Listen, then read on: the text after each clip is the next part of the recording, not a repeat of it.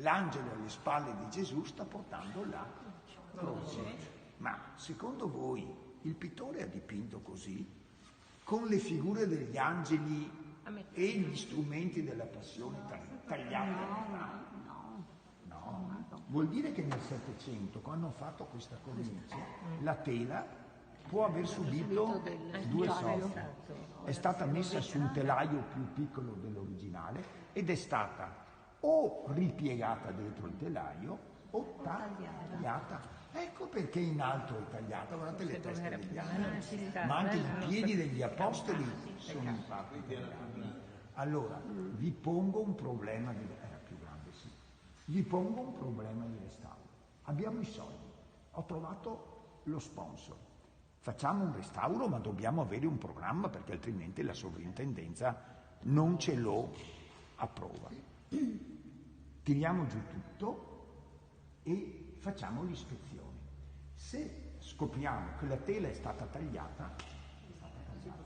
Se invece scopriamo che la tela è stata ripiegata dietro il telaio, come procediamo?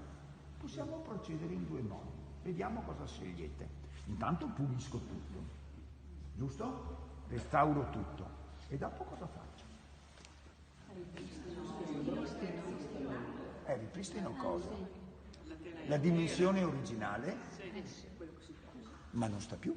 È della cornice la devi rimettere qua.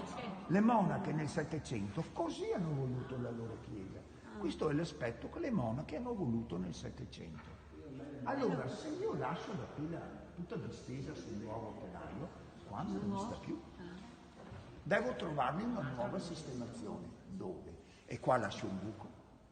E violo la volontà delle monache, la visione storicistica di questa chiesa. Nel Settecento le monache ne hanno voluta così. Allora, fossi io il direttore di restauro, farei così.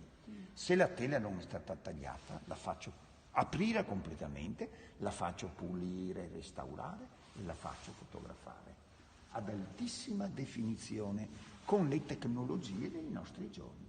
Dopodiché rimonto la tela sul suo telaio del Settecento, la piego di nuovo, la incastro in modo da non turbare i marmi e qua, in qualche punto, studio un cartellone, un quadro che mostri la tela integrale e una breve storia del restauro di come si è deciso.